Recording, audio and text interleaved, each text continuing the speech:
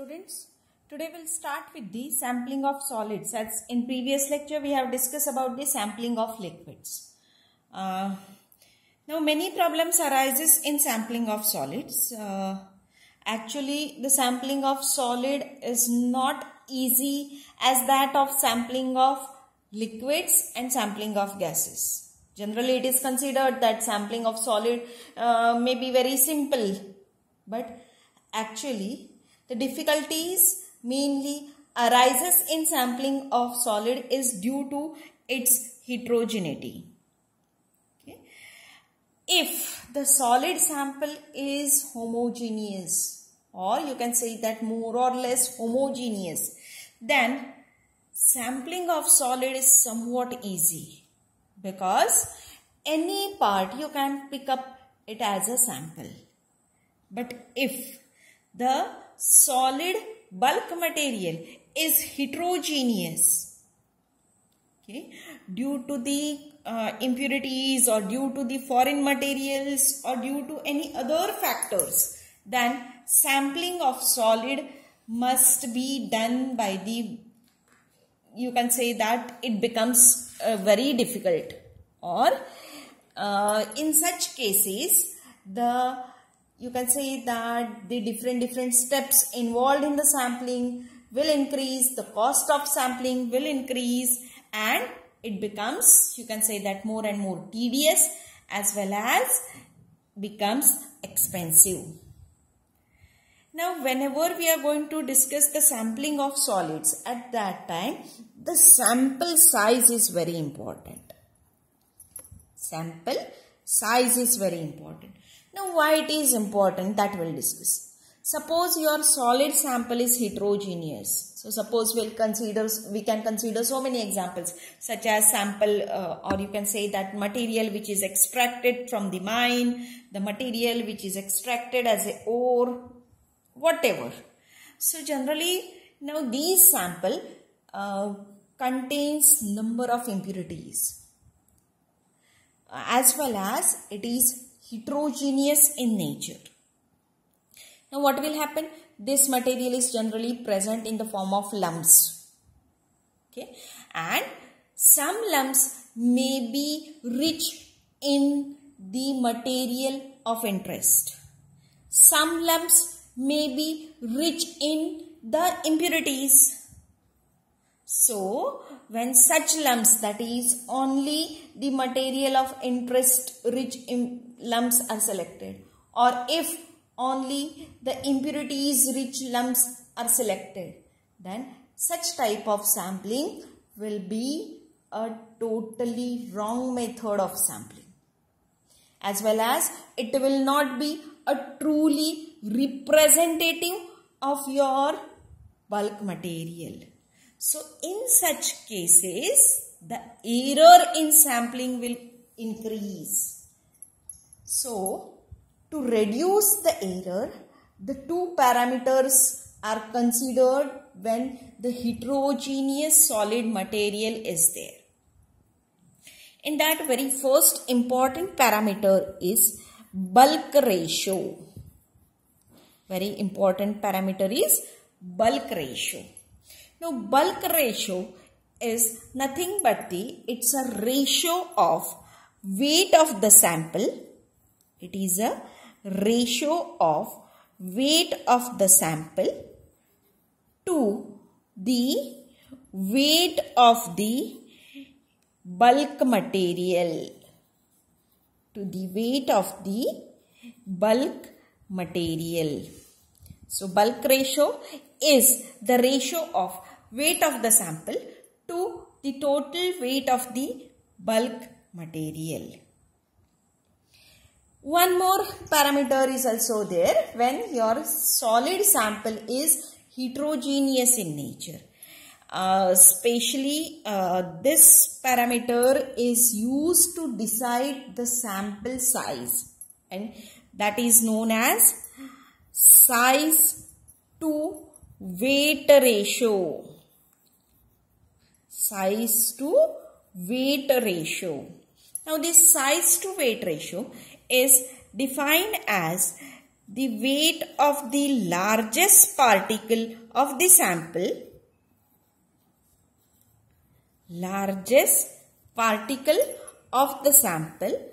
to the weight of the sample.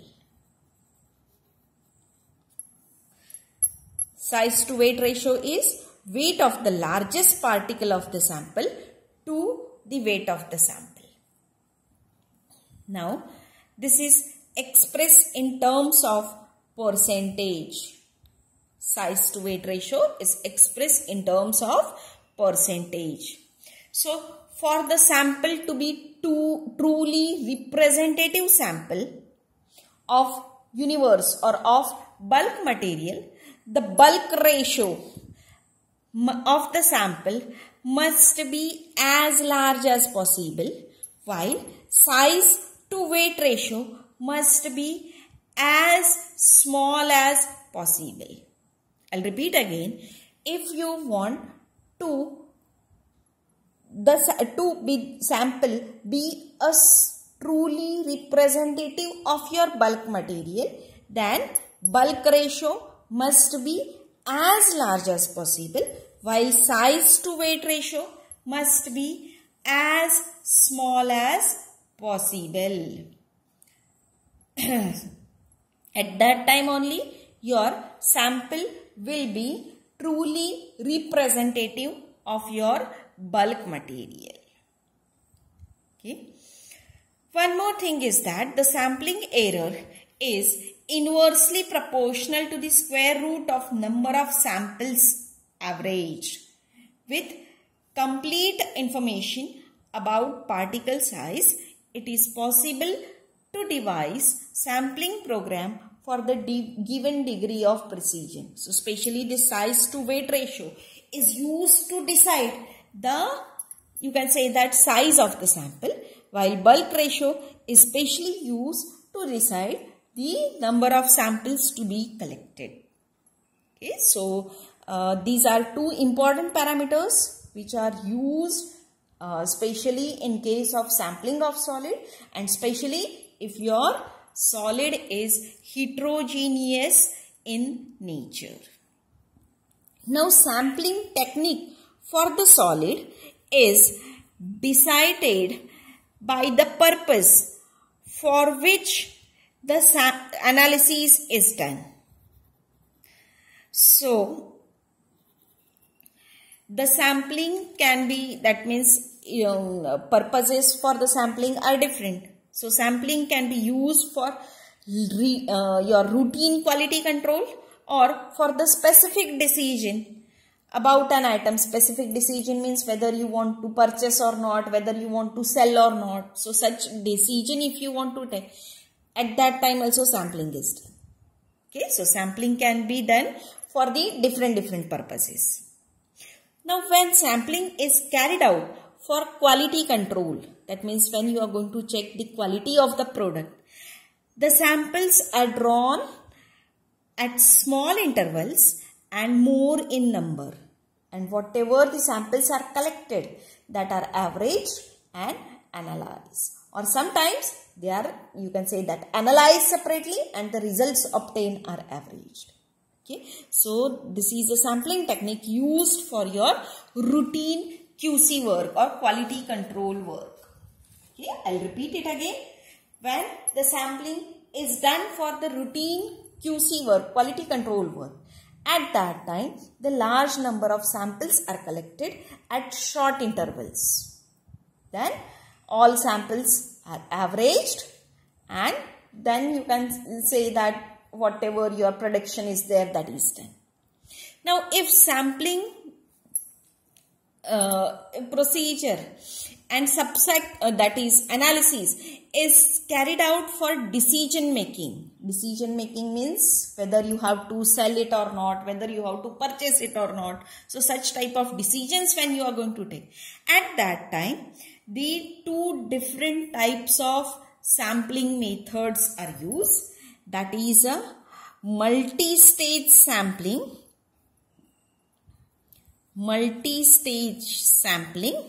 and sequential sampling. So very first we'll discuss about the multi-stage sampling. Now in multi-stage sampling, the sample of definite size is withdrawn and analyzed. The results of analyses are examined and the result obtained are used to decide the number of samples to be taken in the second stage. Okay, and then decision is taken at the end of second stage. I'll repeat it. Listen carefully. In multi-stage sampling, it is carried out stage-wise, step-wise, hence named as a multi-stage sampling. So, in multi-stage sampling, the sample of definite size is withdrawn. It is analyzed. The result obtained are examined. Whatever the results obtained, that are analyzed, and based on that, how many samples are to be collected, that is decided, and according to that, the samples are collected in the second stage. And final decision is made after the second stage. Now, next sampling technique I have told you, that is a sequential sampling. Sequential sampling. So, in sequential sampling, the samples are continuously drawn and analyzed. The result obtained are added and averaged. The results obtained, that is whatever the average obtained, that is used to take the decision. Okay. So, in case of sequential sampling, it is not carried out in steps or stages.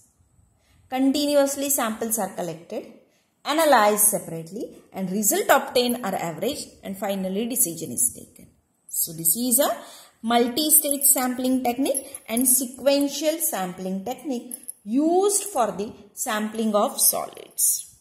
Now, one more parameter we have to discuss, that is that gives you relation between size to weight ratio, and the standard deviation.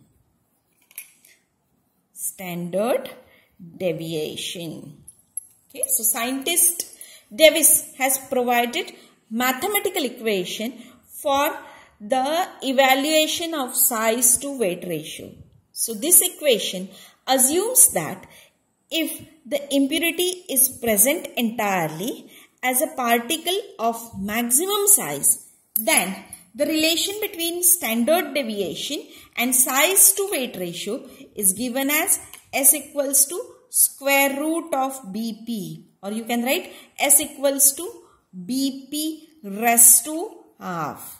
So, square root of S is equals to square root of BP is the relation between size to weight ratio and standard deviation, where S indicates standard deviation, B indicates size to weight ratio, and P indicates percentage of impurity present in the bulk material. Okay, so S is standard deviation, B is size to weight ratio, and P is percentage of impurity. So, usually this equation is used to calculate the size to weight ratio. That is, generally this equation is used to calculate B value with the value of P, that is value of P is known, if value of P is known, and for the value of S, that is standard deviation, is fixed. So, by using these two values, that is when standard deviation is fixed and percentage is known, at that time B is calculated. B means size to weight ratio. And by using this size to weight ratio and by using this weight of the largest particle, weight of the sample is calculated or determined. So, specially this relation is used to calculate weight of the sample, that is how much weight we have to take for the sampling. So, this is about the introductory part of sampling of solids. Now, next we are going to discuss about the size reduction for the sampling of solids. Size reduction, very important parameter. Now, what is the size reduction, that I'll tell you first. So for that, I'll recall few points from our first lecture. So in first lecture, we have discussed the terms involved in the sampling. So in that terms involved in the sampling, you may get an idea that very first universe is there. The minimum size package of the universe is known as a sampling unit. Then from the sampling unit, a stated amount is withdrawn, known as an increment.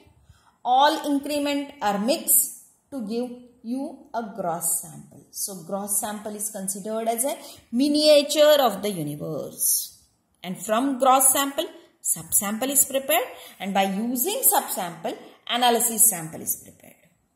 Now the step from this gross sample to preparation of subsample.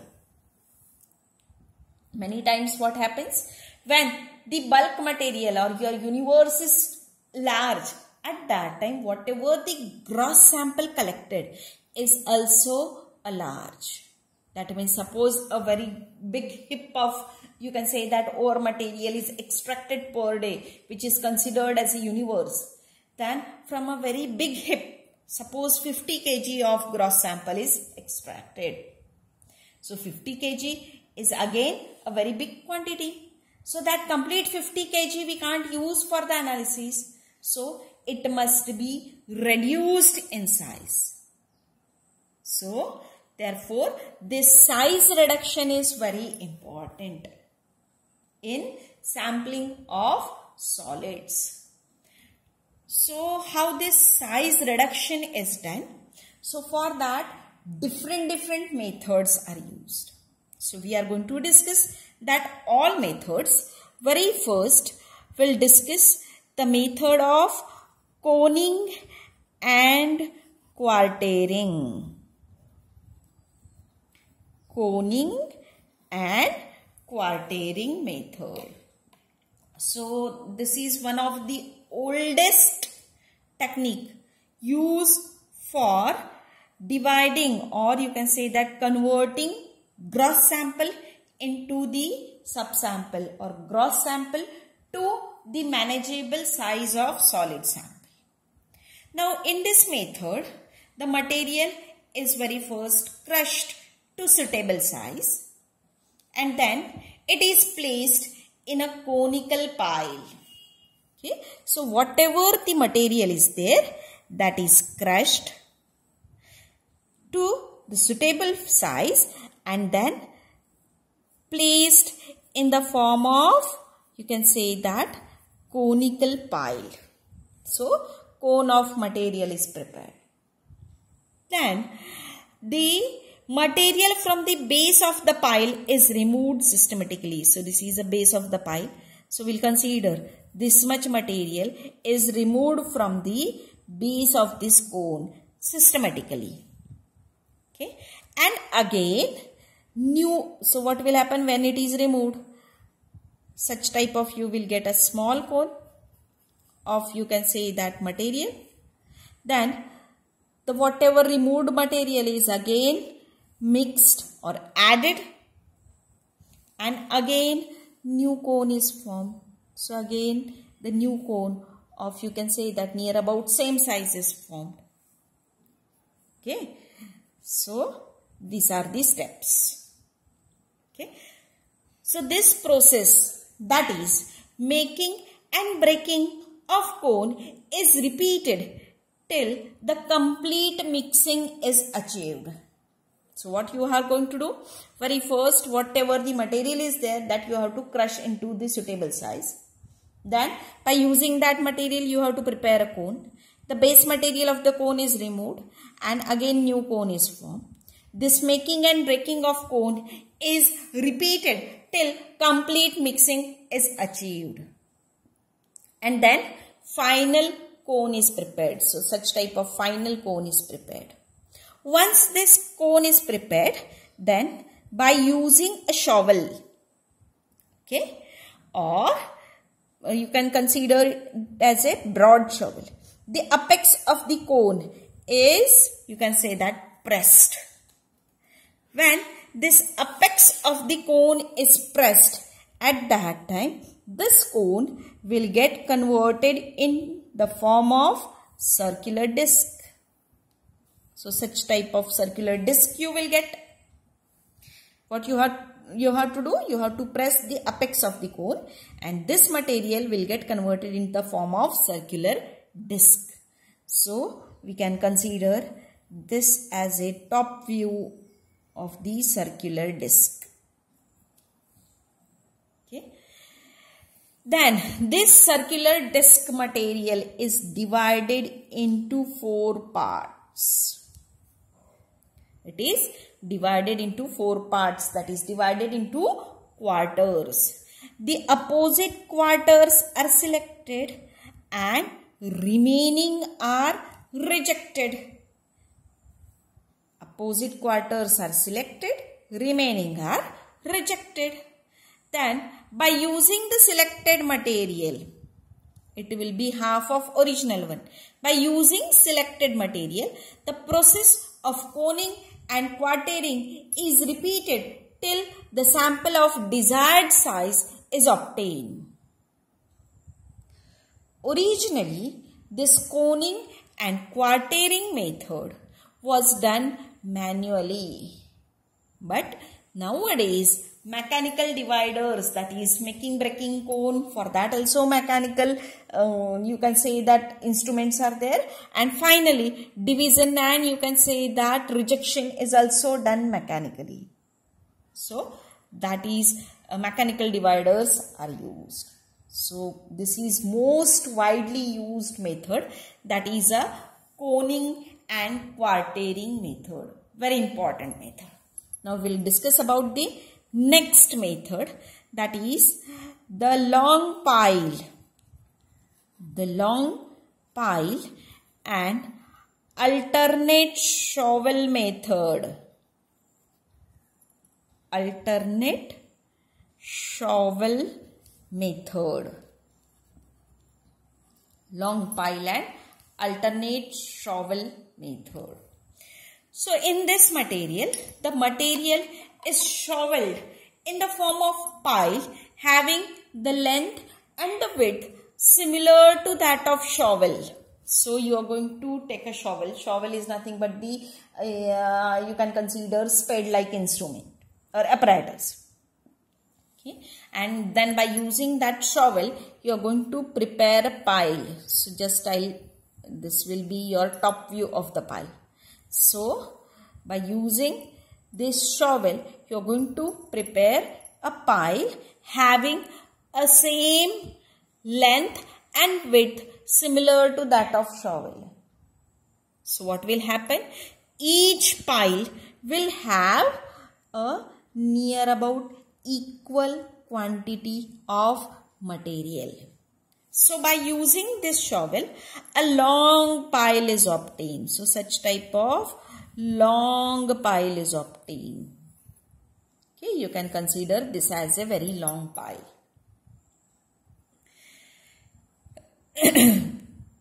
So alternate pile is rejected. Alternate pile is rejected and remaining are selected. So the material will get reduced. If you want further reduction in sample size, then you have to move for coning and quartering method. So this is a method of long pile and alternate shovel method. Next method is method using riffles or use of riffles. Okay, use of riffles. Now what is this riffle, that I will tell you. The riffle is nothing but the, you can consider as it consists of a long turf. Okay, long trough that is divided into even number of segments. So actual proper diagram is not there, but just you can imagine, I'll draw a very simple diagram. That is, this is your trough. Okay. Now this trough is divided into the segments.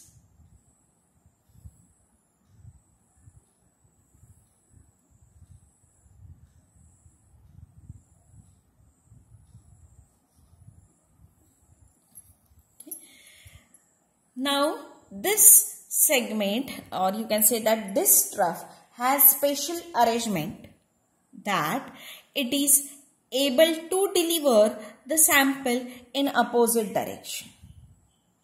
It is able to deliver the sample in opposite direction.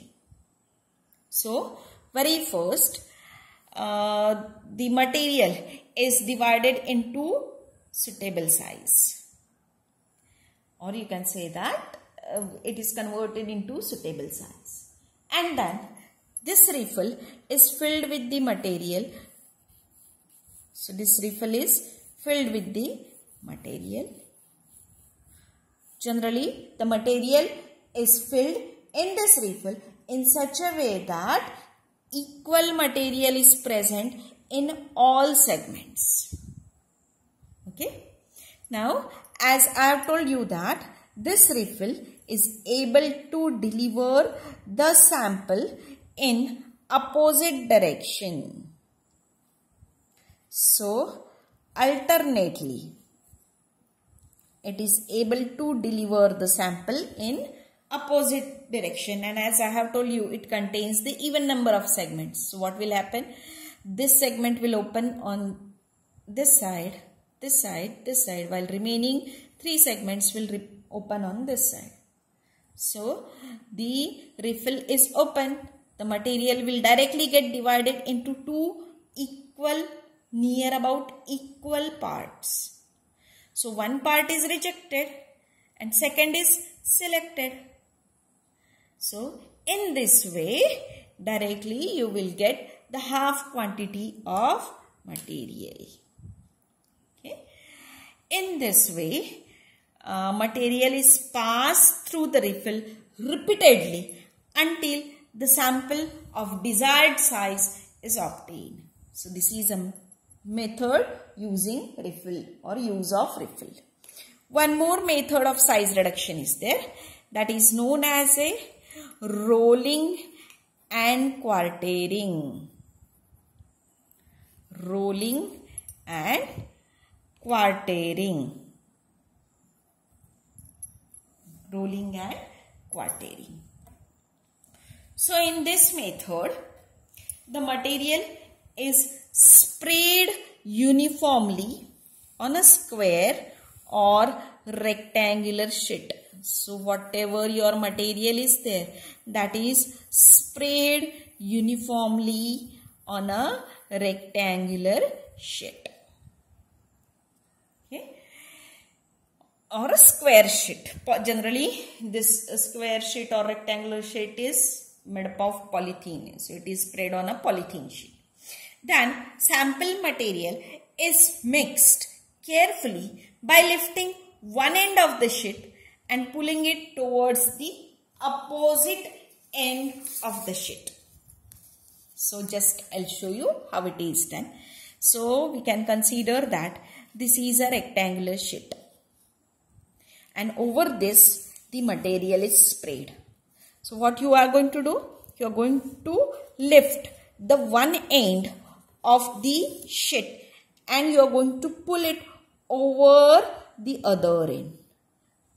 You can imagine what will happen when I am going to pull the, you can say that one end of the sheet towards the other end. Whatever the material over here, that will get completely rolled over each other. Okay. So, by this process, the particles are rolled over each other and hence it is named as a rolling. Okay. Now, this process of rolling is repeated till homogeneous mixture is obtained. So, rolling process is repeated for number of times till a homogeneous mixture is obtained. Then this material is placed in the form of circular disc on a same polythene sheet.